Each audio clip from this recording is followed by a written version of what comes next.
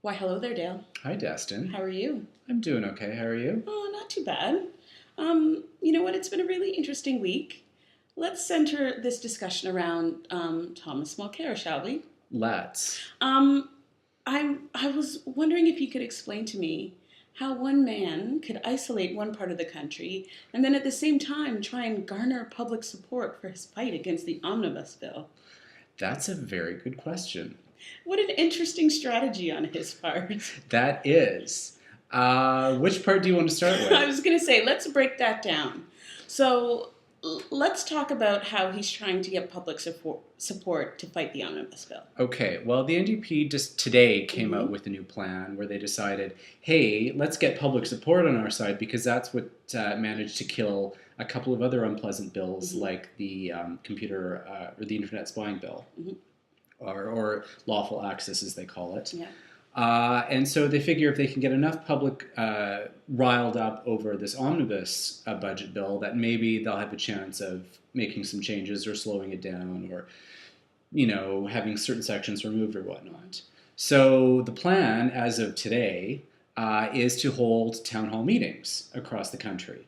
So forgive me for appearing, ignorant of this subject. Hasn't this bill already gotten past second reading? It has. So the timing of these town hall meetings seems questionable. It does, and I've raised my own questions as to the particular sense of urgency that the NDP has been putting toward delaying or stopping this bill.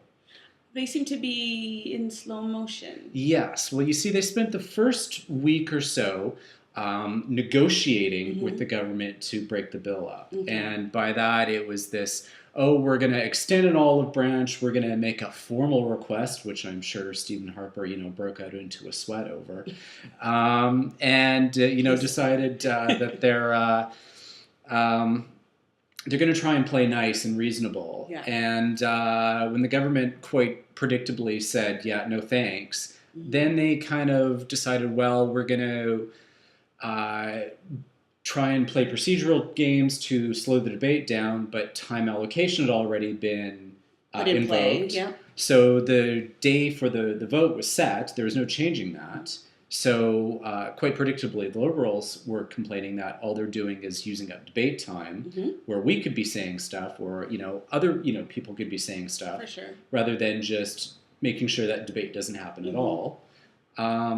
And now, once that's done, and it's now past second reading, they've decided, oh, we're going to hold town halls while the committee process is going on, ostensibly to get more public input, but they're going to 4 or 5 cities, and major cities, major urban centers, not smaller areas Mm-hmm. or anything like that. So you're really not sure what kind of input they're going to really get from that. That's going to be fairly comprehensive. Well, I mean, clearly we have to assume they did some sort of research to figure that they should take the show on the road and that people would actually show up. Or is that also a naive assumption on my part? That might be a naive assumption, but I can't say for certain. So let's say these town halls happen. What if no one shows up? Where does that leave the NDP? Well, I don't think it's a matter of if nobody shows up, because Mm-hmm. I'm sure they can mobilize their base enough to get enough people out there Mm-hmm. who are all, wearing orange and saying, "Wow, the government's." Let's, Is that any different than what their base is doing now? So, i.e., the status quo will remain the same. Yeah. I mean, it's the attempt is there to Mhm. try and get people angry enough to rally on the steps, Mhm. like they did after prorogation. Mhm. I just don't see them doing, rallying them effectively enough to have that kind of an outcry. Okay. I'm just not seeing it. And I just don't see the time aspect either.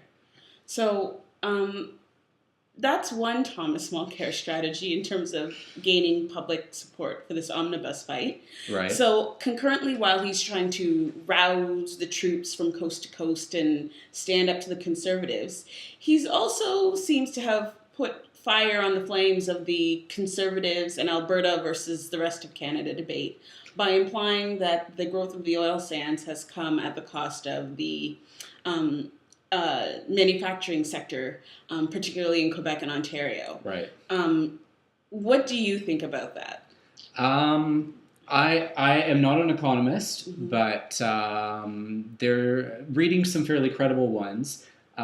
His explanation has a few holes in it, Mhm. particularly the fact that the decline of the manufacturing sector is a much broader and more long-term problem than the so-called petrodollar that we're facing right now in Canada. That petrodollar, our dollar's overvalued argument, also doesn't take into account the fact that the Americans have been slowly but surely devaluing their own currency to manage their debt problems. So a lot of our currency issues are outside of our own control, as well as the decline of manufacturing Mhm. being a much broader and more global problem than the argument seems to assume. It's not unique to Canada. And it's not unique to Canada Okay. either. Okay. We've seen a parallel decline in the States, For sure. who don't have the same petrodollar issue. Okay. So it's difficult to say, to really say that credibly that this is all Dutch disease. Now, part of what this has stirred up is the Western premiers are all up in arms and calling Mulcair out over basically his attacking them. The Conservatives have taken the rather baffling tactic of saying that Mulcair has called the oil sands a disease, which he hasn't, but it makes for a good soundbite. And it's making a lot of strategists wonder if Mulcair isn't simply writing Alberta off and saying, well, I can get enough seats in Quebec and Ontario to help form at least a minority government. Well, I mean, it's one thing to have one seat in Alberta, but I mean... And a very curious seat at that. Yeah. Because it was more the fact that that's the one area that consistently votes NDP provincially, and it's a university riding. Okay. But the greater point in all this is, it's being played as well. He has nothing to lose. He's not very big in the West as it is, with the exception of BC. That said, is it smart strategically to be so open with the fact that he doesn't care? And I'm using those as my words, but that's certainly what the message has translated to on this story.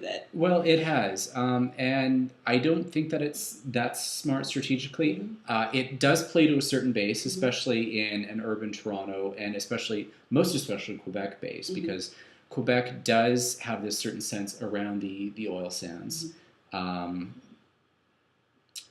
But it does strike me as, for someone who's trying to regain the seats that they used to have in Saskatchewan, where Saskatchewan actually has oil sands of their own that they're planning on developing at some point.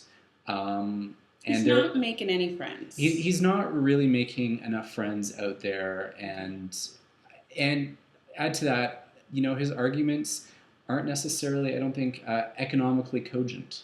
Okay.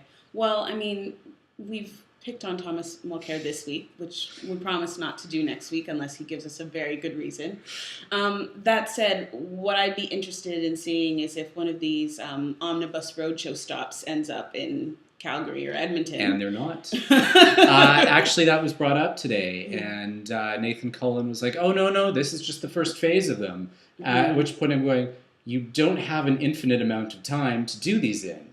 Well, I guess, we've questioned in the past some of the advice behind the scenes. Finally, someone gave him some good advice and he listened to it. You can't necessarily insult an oil sands province and then seek public support there on a different issue. Especially if you're trying to engage them on the effects of the budget bill, and those environmental portions of the bill are going to have a big effect in Alberta. And there's proponents on both sides in the province. Well, and I imagine the provincial government is not too pleased about the shortening of the environmental assessment results either, because that will have an impact on the decisions they make provincially. Well, and also it downloads a lot of the responsibility onto the provincial authority, which, between time, cost, and resources and all of that, does affect them as well. Okay. So, needless to say, those are two very interesting approaches that the NDP are taking this week. We'll be following those stories closely and others as they come up. So, Dale, we'll see you next time. Sounds good.